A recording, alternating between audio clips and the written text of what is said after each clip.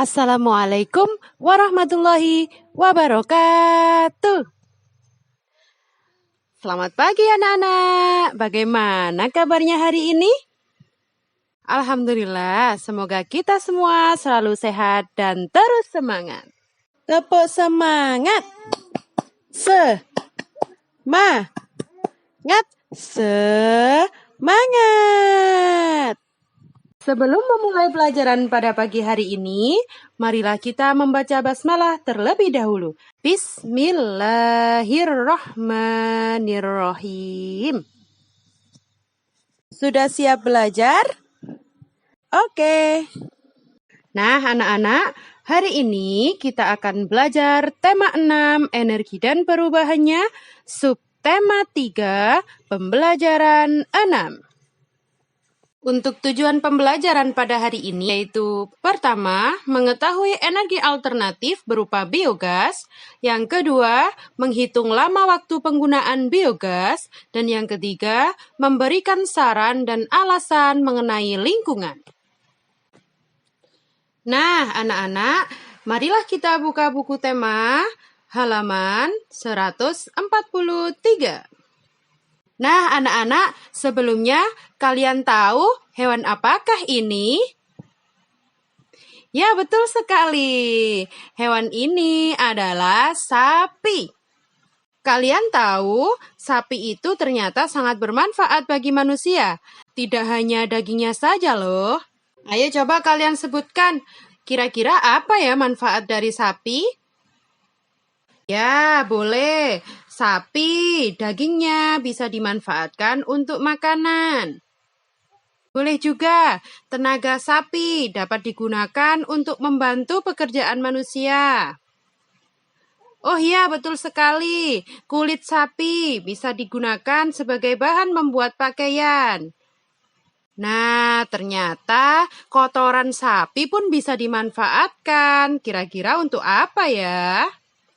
Nah, anak-anak, mari kita buka buku tema 6 halaman 143. Ayo membaca. Anak-anak, coba perhatikan ada gambar apa ya itu? Nah, judulnya biogas. Mari kita baca teks yang ada di halaman 143 itu dengan suara yang nyaring dan intonasi yang tepat. Jangan lupa kita perhatikan sikap membaca yang benar, yaitu posisi duduk harus tegap.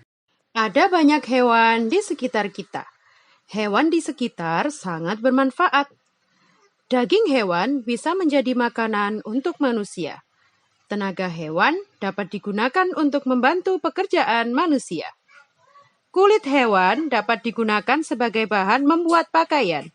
Bahkan, limbah kotoran hewan pun dapat dimanfaatkan.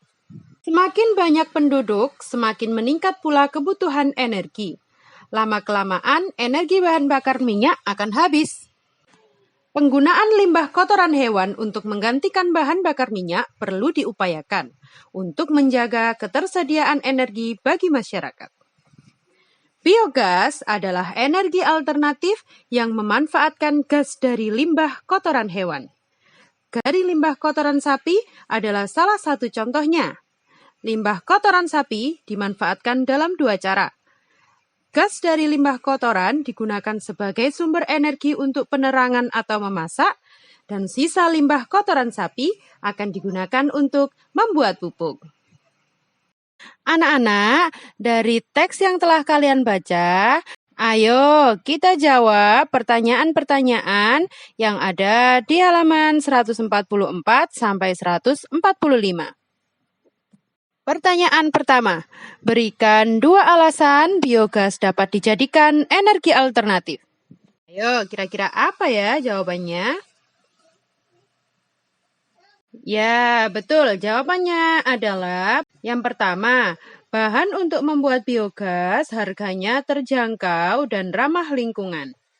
Yang kedua, biogas merupakan energi yang bisa diperbarui karena berasal dari kotoran binatang.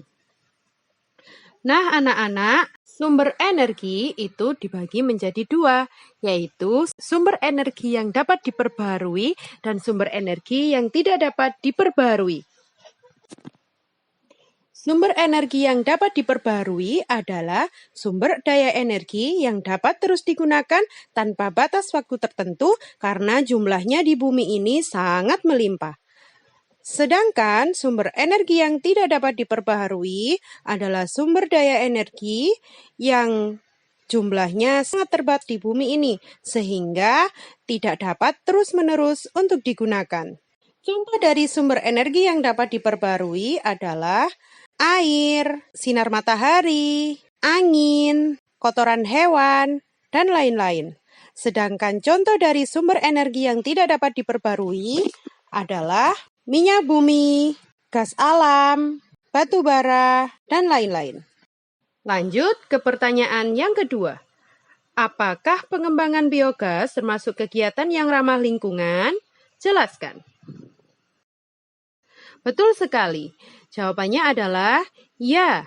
Pengembangan biogas termasuk kegiatan yang ramah lingkungan karena biogas berasal dari kotoran binatang. Pertanyaan yang ketiga. Berikan 2 contoh keuntungan menggunakan biogas. Ayo, apa jawabannya? Betul sekali.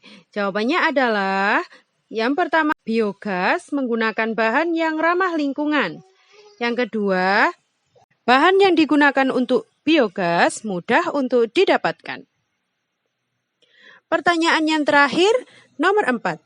Berikan 2 contoh hambatan menggunakan biogas. Ya, betul sekali. Hambatan menggunakan biogas yang pertama adalah kurangnya pengetahuan untuk membuat biogas. Yang kedua, yaitu peralatan yang digunakan untuk membuat biogas tidak mudah untuk didapatkan. Loh, Bu Hani, kotoran binatang kan bau. Apa tidak jorok? Nah, anak-anak, kotoran binatang memang bau, tetapi kalau digunakan untuk biogas, nanti baunya menjadi hilang. Ayo, sekarang kita buka bukunya, halaman 146. Ayo berlatih. Di suatu desa, masyarakat memilih menggunakan biogas sebagai energi alternatif. Setiap 1 ekor sapi menghasilkan 25 kg limbah kotoran. Sebanyak 25 kg limbah kotoran tersebut diolah menjadi biogas yang digunakan untuk memasak selama 4 jam. Sehingga jika kegiatan memasak setiap keluarga hanya 4 jam, maka memiliki 1 ekor sapi cukup untuk memenuhi kebutuhan. Nah, anak-anak, biasanya masyarakat yang memiliki sapi itu memang ada di desa, karena di desa sumber makanan untuk hewan peliharaan itu jumlahnya sangat banyak, sedangkan di kota lahannya terbatas untuk memiliki hewan ternak.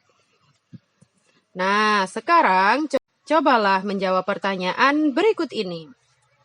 Yang pertama, ibu memiliki biogas yang dapat digunakan memasak selama 8 jam. Jika ibu memasak setiap hari selama 4 jam, berapa hari biogas dapat digunakan? Nah, kira-kira bagaimana ya caranya? Betul sekali. Caranya adalah 8 jam dibagi 4 jam. Sama dengan nomor 2. Seorang pedagang memiliki biogas yang dapat digunakan memasak selama 16 jam. Jika pedagang tersebut memasak setiap hari selama 4 jam, berapa hari biogas dapat digunakan?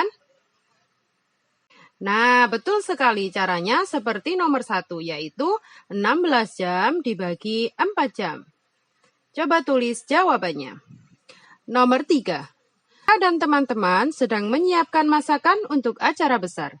Kakak menggunakan biogas yang dapat digunakan untuk memasak selama 10 jam. Jika kakak mulai memasak pukul 12.15, maka pukul berapa biogas akan habis? Gimana ya cara mengerjakannya? Ya, betul sekali.